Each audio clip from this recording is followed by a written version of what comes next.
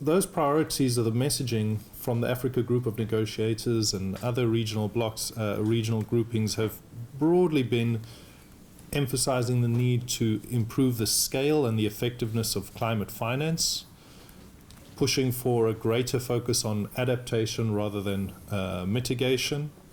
And if we think about the African context, adaptation around infrastructure, around climate smart agriculture becomes particularly important. And then tying in the mitigation investments with the energy realities of the continent. If you look across the globe, people without access to electricity, about 3/4 of people globally without access to electricity are in Africa.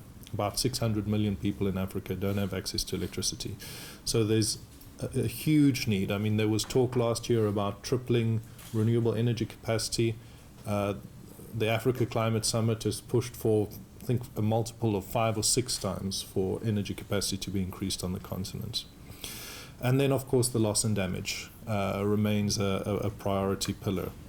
Now, we do see that messaging coalescing in the last few years. We had a few years ago the African Union Climate Change and Resilient Development Strategy that was announced. And then, of course, last year, the African Climate Summit with the Nairobi Convention that emerged from that. Now, I think the Nairobi Declaration was notable in that it placed particular emphasis. It was a climate summit. The demands were made around enhancing resilience, improving the climate resilience of Africa, but it tied those debates very much in the broader context of international financial architecture reform, in the context of debt sustainability and the cost of capital. And this broader perspective, I think, is it's not entirely new. I think it's been reflected in a lot of comments here, but it brings a shift of emphasis, and I do think we're going to see that translated into the narrative around South Africa's G20 presidency next year as well. Loss and damage, I will touch on briefly. This continues to be a key priority for the continent. Here I'm reflecting a personal concern, and that is if you look at the scale of the potential, not even potential, if you just look at some cases in the past. Cyclone Idai hit Mozambique, parts of Malawi and Zimbabwe in 2019. That one incident of a tropical cyclone in a particular corner of the continent caused about $2 billion in terms of loss and damage. Now, if you compare that to the financial commitments that have already been made to the Loss and Damage Fund, you see that there's just a massive disjuncture.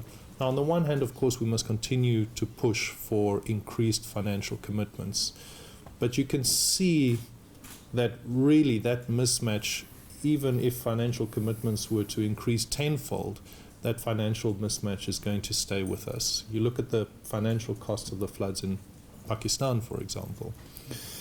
So we really must retain a strong focus on adaptation and resilience building, on creating systems that would reduce the extent and the cost of loss and damage. That really has to be a strong focus. And I think we're fortunate in our region in having the African Development Bank, MDB, that is really working very deeply about enhancing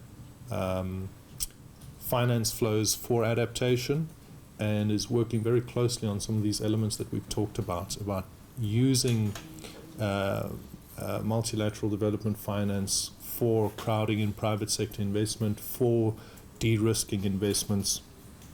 And I think that we need to continue to build on that. In terms of South Africa's G20 presidency coming up next year, there are 3 kind of main pillars that shape the thinking. The first is, of course, to ensure continuity with the excellent work that's been done under the Brazilian presidency, but also before that, India and Indonesia. And also, I think South Africa is very aware that it is the last G20 presidency in a series of Global South G20 presidencies. And of course, we have to face the realities of questions about where the G20 climate and energy agenda will go after South Africa's presidency, when we're followed by the US. So these things need to be thought of very carefully. That would be one pillar, that continuity. The second pillar is recognizing the African Union as a relatively new G20 member, and South Africa has been very clear that it is approaching the G20 not purely from a national perspective, but seeks to prioritize and integrate the African continental agenda into its G20 presidency. And the final pillar would then be that unique story that South Africa has to tell and where it can drive momentum. Now, if you look at some of the speeches that have been made around South Africa's G20 agenda, I must say they are fairly broad. We do have a sense finance and international financial architecture will absolutely be part of that discussion, tying into SDGs in this unique moment as we really are running out of time for implementation on the SDGs. Climate change has been mentioned, but quite broadly. So there is still a process of narrowing that down. And green value chains in the context of predatory mining, critical minerals. We know this is a big debate. We've had the UN panel on critical energy transition minerals come out with their principles. This is a priority for South Africa. It's a priority for Africa. That work will definitely continue. And then strengthening a multilateral trade system has also been mentioned.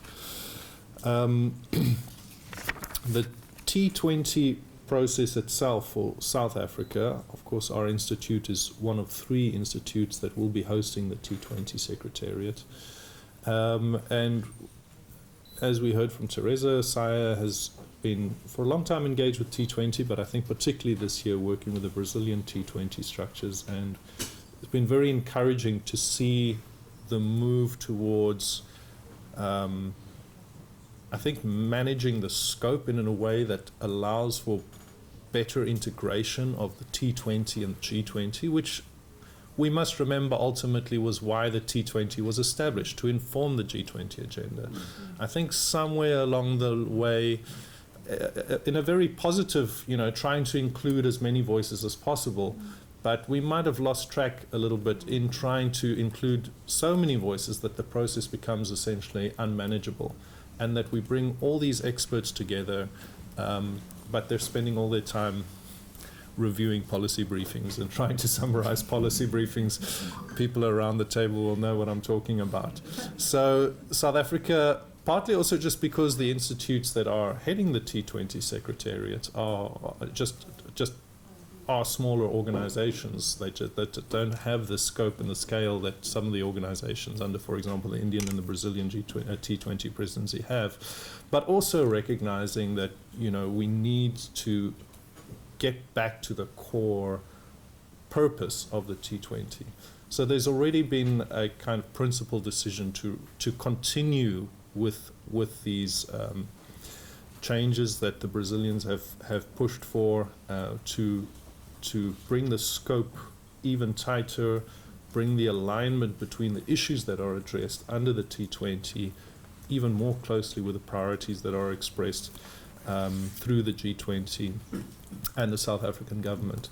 So in terms of focus areas, we have been engaging with the South African government, but even just a few days ago, the message was that a number of ideas are still on the table, they're still being workshopped. So I'm not going to lay out a menu right now. I've mentioned a few things. We're fairly clear. Obviously, South Africa has been a pioneer in just transition debates, and there's a lot of work to be done around process elements, around principle elements. I do think this concept of the just transition will cut through a lot of the work. And as I've mentioned, the critical minerals value chains and the linkages between climate finance, but also some of the broader discussions we're having around debt, around international financial architecture reform. But essentially, we're putting the basic structures in place, and we're in close contact with the South African government, and also in the process of building the networks, and there again we want to ensure that there's synergy, there's continuity with the great networks that have been built by preceding presidencies, and we'll certainly be taking advantage of that. Thank you. Thank you very, very